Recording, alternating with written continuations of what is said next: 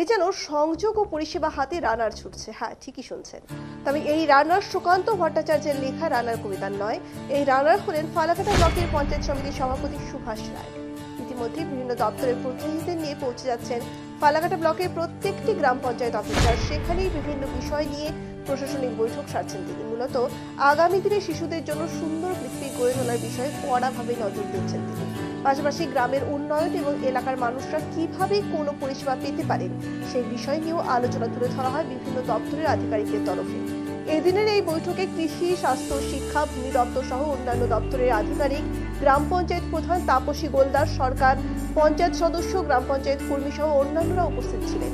তিনি 3 মাস অন্তর review meeting হবে বলে জানান সুভাষবাবু। এদিন প্রশাসনিক আলোচনার পাশাপাশি নারী দিবসের শুভেচ্ছাও জানান তিনি।